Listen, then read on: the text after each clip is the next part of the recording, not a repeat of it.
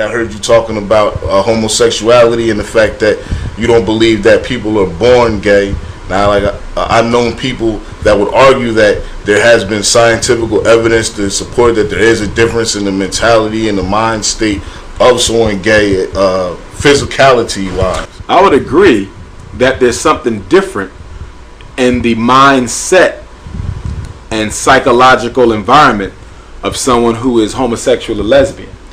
I treat homosexuality and lesbianism as a mental disorder, which is what it has been for all of African history and for all of American history up until 1973. Homosexuality was listed in the Diagnostic and Statistical Manual of Mental Disorders as a mental disease in this country up until 1973, after the Rockefeller World Population Council and Planned Parenthood International. The same Planned Parenthood that is giving black women abortions all across America, okay, is also the same Planned Parenthood that also contributed to the brainstorming and think tanking that went into using homosexuality as a population control strategy in the black community. And in 1972, the Rockefeller World Population Council, with influence, with some coaching by Planned Parenthood International, decided that it would be best if homosexuality would no longer be treated as an abnormal condition and that it be propagated in the black community as a healthy lifestyle choice. That was in 72. In 1973, at the annual American Psychiatric Association convention, homosexuality was voted out of the DSM as a mental disorder. So homosexuality has only been normal in America for about 37 years. In 1974, Secretary of State Henry Kissinger penned a national security memorandum called NSSM 2000. It was a population control document that looked specifically at strategies to control the black population rate across the world. It specifically named a handful of African countries, including Nigeria, that would be specifically targeted with population reduction, and it also discussed population reduction here in America. And although it did not specifically list homosexuality as a strategy, it talked about healthy sexual practices, it talked about birth control, and it talked about alternative lifestyle modifications that should be introduced into communities across America, specifically the black community, to reduce our population.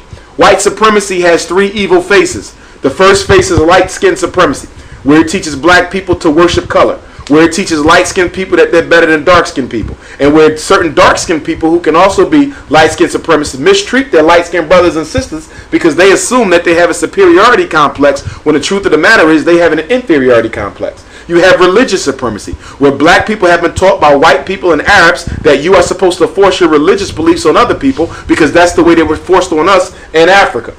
And then you have homosexual supremacy, which is the coming age of social order in the black community, where any black person, particularly black men, in order for you to be successful as an entrepreneur, as an athlete, as an entertainer, as a clergyman, okay, you're going to have to bend over and have sexual relations with a homosexual male to prove that you are still the white man's bitch. So white supremacy and homosexuality is connected. Yes, without a doubt.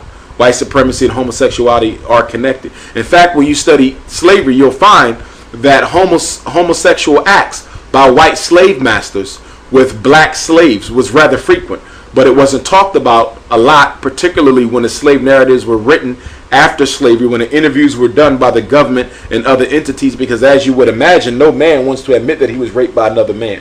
So homosexuality has a long legacy in the black community. I don't mean to insist that most white people are gay. I don't believe that. Okay, but homosexuality is an outgrowth of Greco-Roman culture, where most of the philosophers, most of the religious leaders, most of the political leaders were all gay. That's why Roman Catholic priests aren't allowed to have sex with women, because women were considered to be the symbolic representation of Satan. That's why the woman made Adam eat from the tree in the garden. And so she became a handmaiden of the devil, if you believe in those types of religious stories. I don't believe in religious fairy tales, okay? But this is what we are taught. And as a result of that, in Roman Catholicism, because the woman is dirty, because she's evil, you don't have sex. And so it is natural for humans to want to exercise that sexual impetus. And so since you can't have sex with a woman because she's the devil, then you have sex with men. And there's also a relationship between homosexuality and pedophilia, especially in Greco-Roman cultures. You will see that a lot of the gay white men in Greco-Roman culture not only had sex with other men, they had sex with little white boys. And that's why when you look at a lot of the paintings of white gods from Greece and Rome, you see a lot of little boy angels around those gods. That's because those gods were pedophiles. And they would have sex with the little boy angels when they wasn't administering duty to the universe. Do you think that there is any difference between male homosexuality and female lesbianism? Lesbianism and black women is intimately connected with a hatred for black men.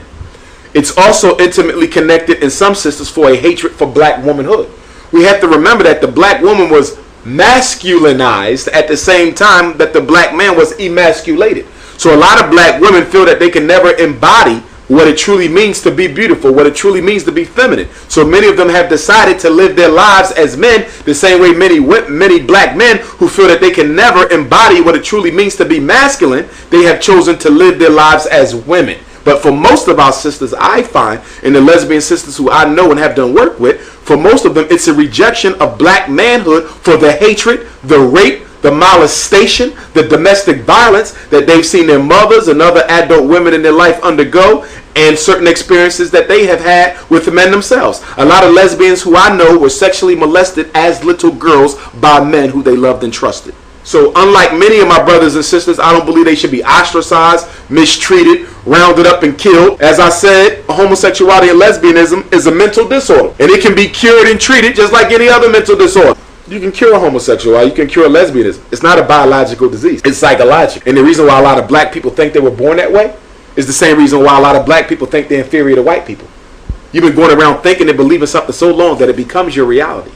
It's not true reality, it's your reality. They're not born that way. There's very little proof to substantiate that. Most of the so-called evidence that is out there, because there's no conclusive proof, there's only evidence, is being sponsored by homosexual groups. So it's already biased because it's being put out by people who are trying to advance, their own set of beliefs. The bottom line is this. Forget nature and nurture. The bottom line is this. Is it advantageous for our black women for so many black men to be gay? Period. Only 1 out of every 4 black women gets married. So if you got 1 out of every 4 black men becoming homosexual, how does that help our sisters? How does that help the community? How does that help our children? How in the hell do you prepare for a war with white supremacy when most of your men want to have sex with the white man they're supposed to be fighting?